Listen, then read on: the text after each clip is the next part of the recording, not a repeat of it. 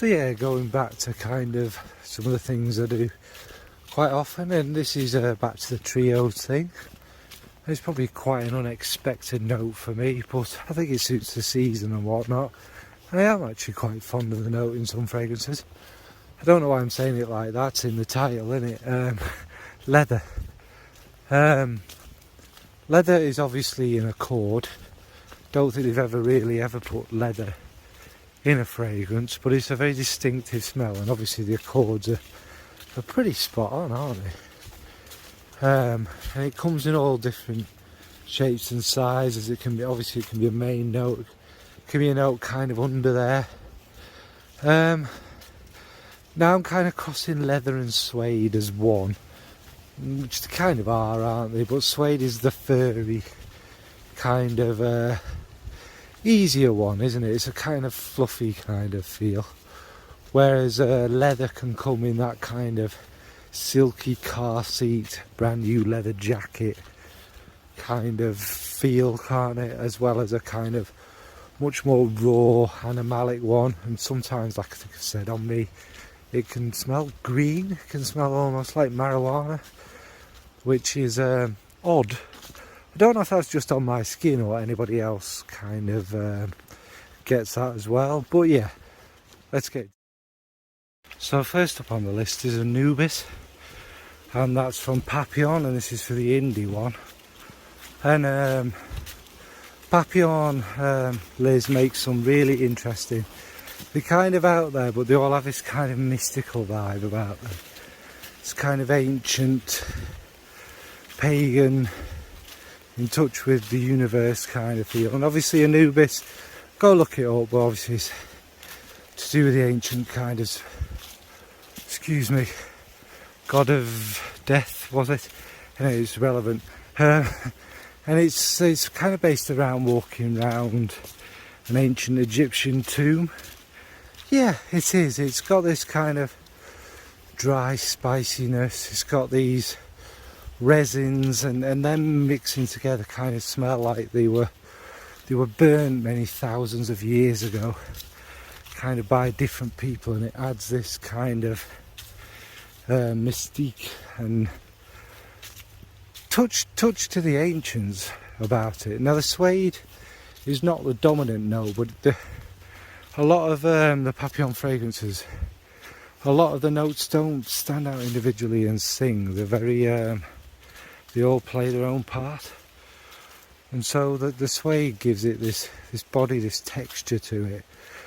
You can smell a kind of old worn leather, like, you know, you're one of them cool folks with a whip and a leather hat and a leather jacket, wearing a leather jacket that's been passed down to you by your dad and your dad's dad, and it's got a lot of it's got a lot of feeling to it, and it adds to that that whole kind of mystique. I also think, as well as suede, there might be a little bit of black dark leather in there, because there's definitely in amongst this kind of smoky, incensey, spicy thing, there is a little hint of the old darkness.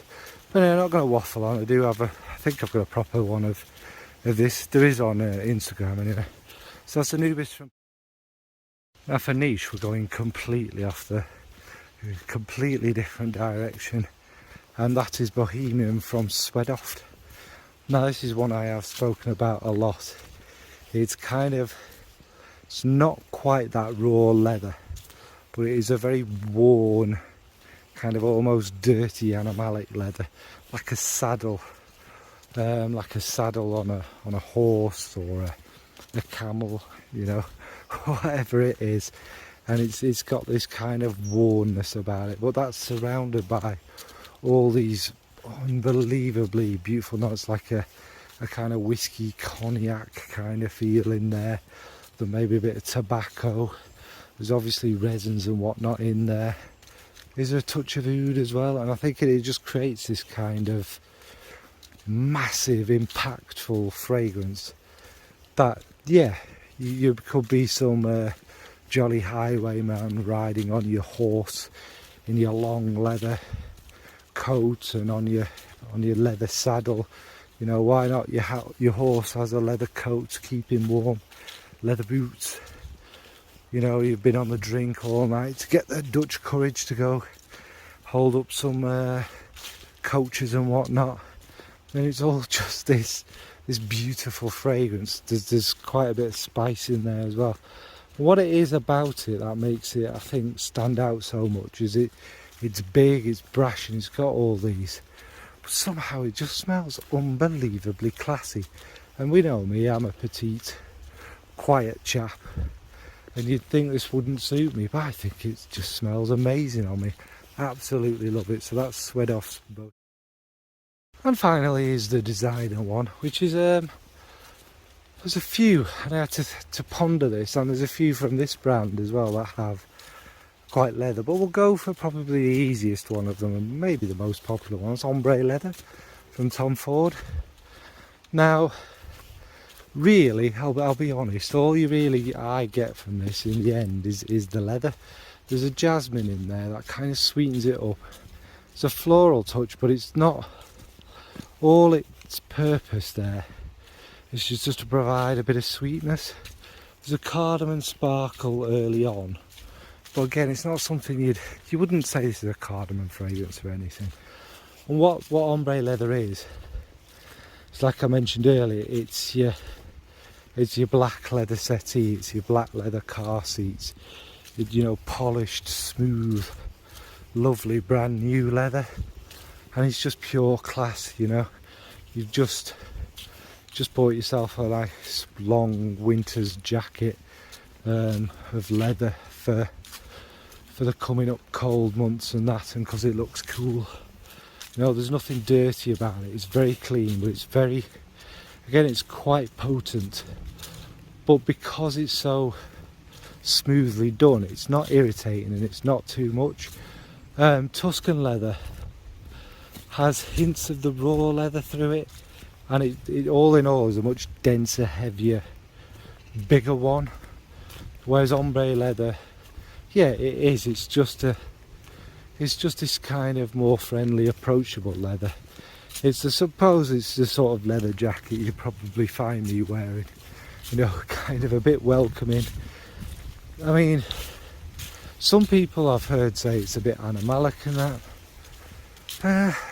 It's got leather in it, but not particularly. It doesn't particularly go very dirty on me. Maybe the jasmine provides a bit of that very early on, but again, generally it's just very smooth and sweet. Just adds that kind of level to it.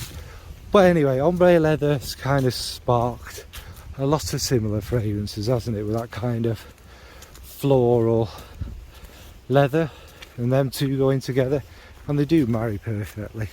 Not going to waffle on. We all know Ombre Leather. That's Ombre Leather from. So yeah, apologies. Obviously a very brief video. We don't need long descriptions and things like this because they're here, there and everywhere.